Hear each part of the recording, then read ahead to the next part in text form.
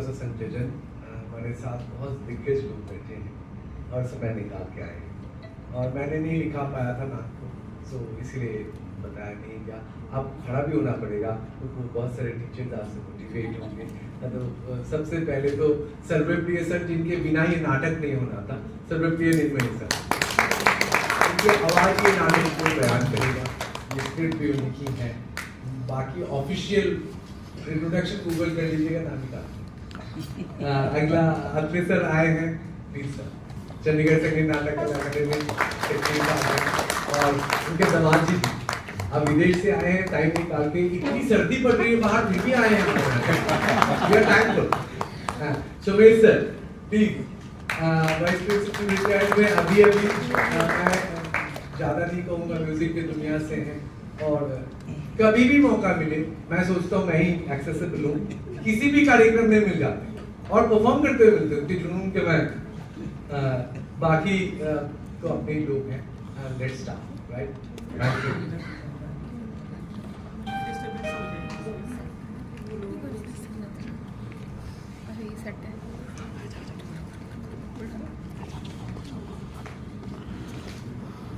नमस्कार, प्रस्तुत है हमारा नाटक नागिन Meera.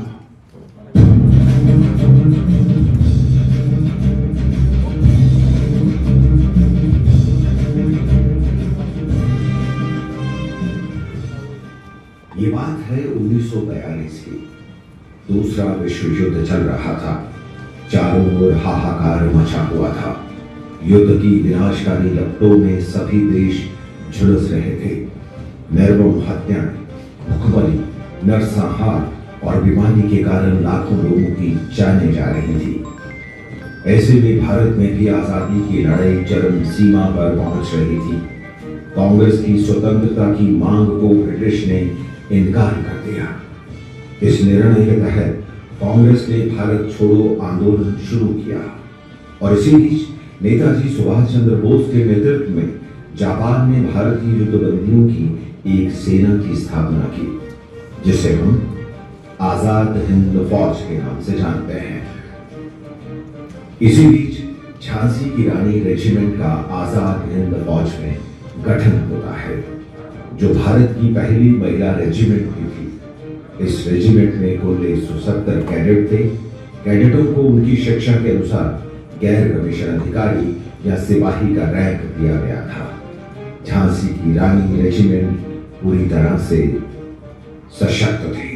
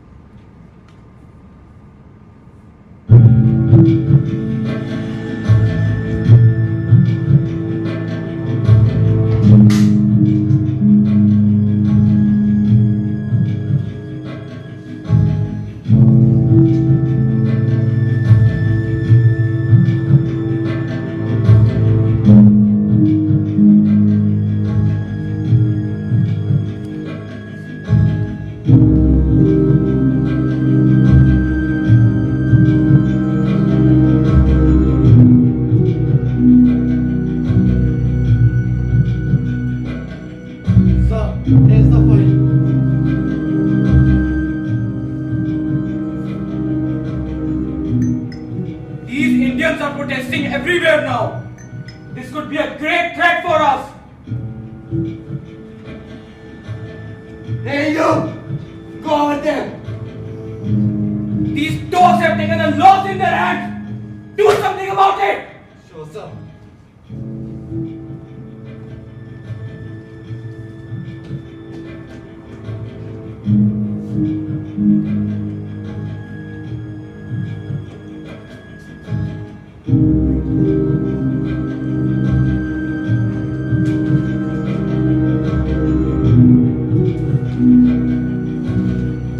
Go get my file back.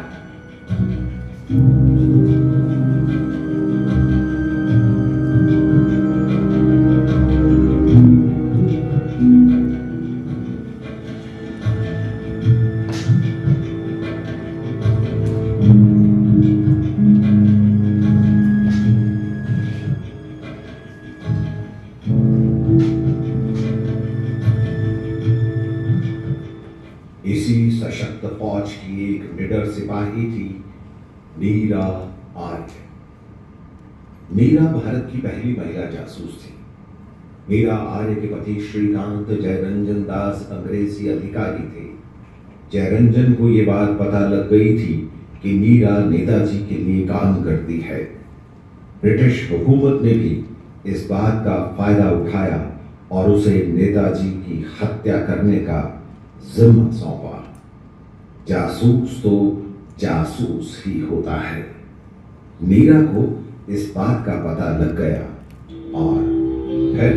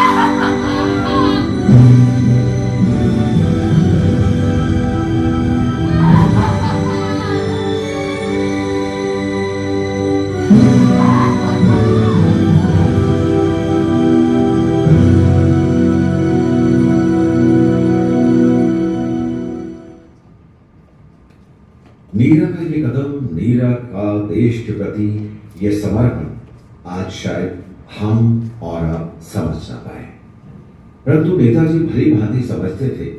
इसी वजह से उन्होंने मीरा का नाम नागिनी रखा। इम्फाल ब्रिटिश हुकूमत से हार के बाद जापान ने अपनी सेना वापस बुला ली। आजाद हिंद फौज भी भंग हो गई।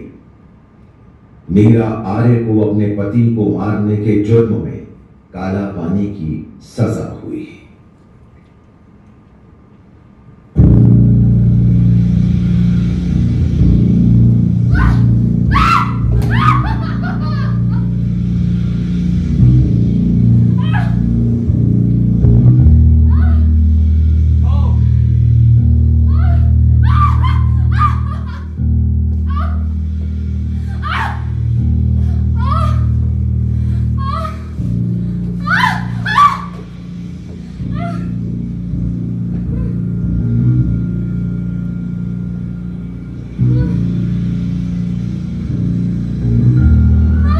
Where is he, boss?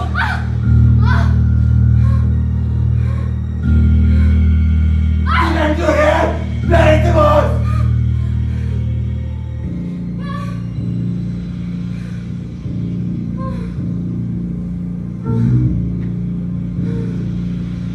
सबको पता है नेताजी नहीं रहे। तुम झूठ बोलते हैं।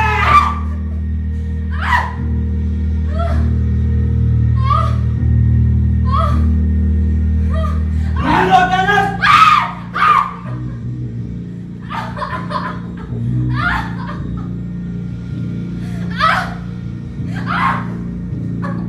एक और चल।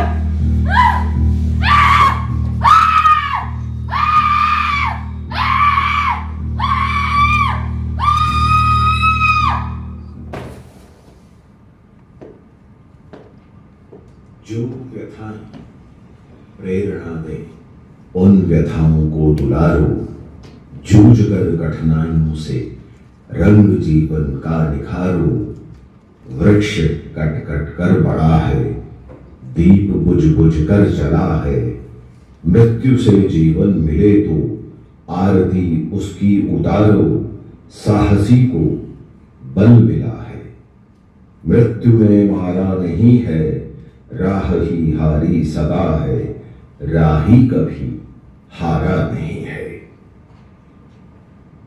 1947 में भारत को आजादी मिली। सभी देशवासियों ने जो सपना देखा वो सच हुआ। लैला को रिहा कर दिया गया। हैदराबाद में फूल बेचकर उन्होंने अपना जीवन यापन किया।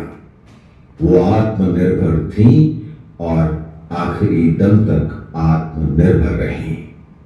उन्होंने सरकार से पेंशन लेने से इनकार कर दिया।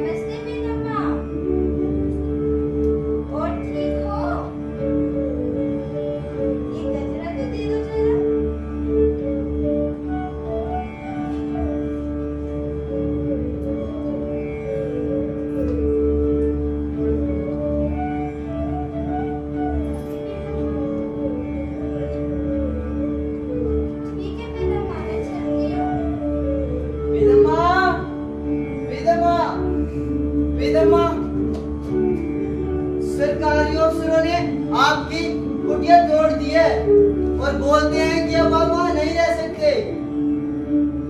चलो बेदम्मा जल्दी चलो।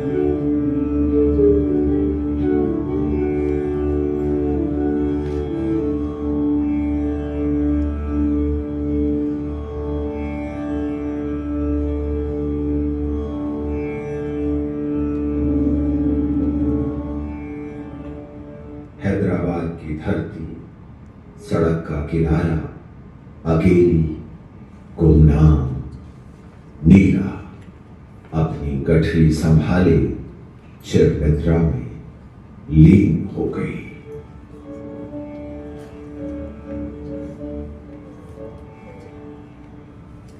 बेदम्मा, ये लीजिए, मैं आपके लिए मटका लाया था। बेदम्मा,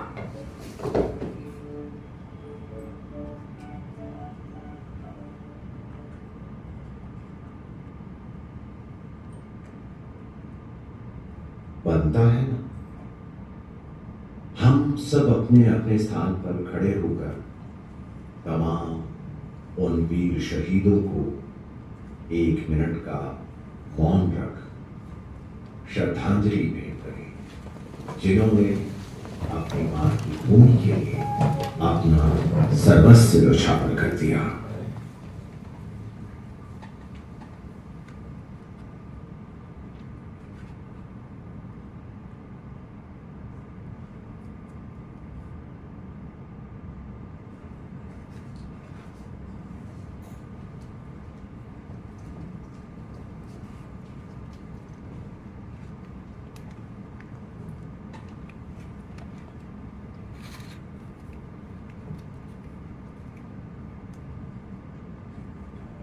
आज देश आजाद है, देश का अपना संविधान है, जिसके चलते हम अपने अधिकारों की बात करते हैं और कर्तव्यों की बात भूल जाते हैं। आज हम स्वतंत्र भारत में चैन की सांस लेते हैं, अपने अपने घरों में महफूज हैं, क्योंकि हमारे देश की सुरक्षा हेतु सरहद पर देश के प्रहरी तैनात हैं। आज देश बलिदान नहीं मांगता, त्याग नहीं मांगता, मांग रहा है बस समर्पण देश के प्रति, देश के लिए। आप कहीं भी हैं, देश के लिए कुछ करना शुरू करें। हमारी विराट सांस्कृतिक धरोहर को जिंदा रखने के लिए, भारतीयता को नए आयाम देने के लिए, हमारे नैतिक मूल्यों के प्रसार के लिए, देशभक्ति की सच्ची भावना को जागृत रखने हेतु आज भी अलख जगाए रखनी होगी। आने वाली पीढ़ी के बीच जिंदा रखने होंगे ये किस्से, ये कहानियां, ये वीर गाथाएं, शहीदों का जज्बा, हौसला और उनका त्याग। करोगे ना ये सब?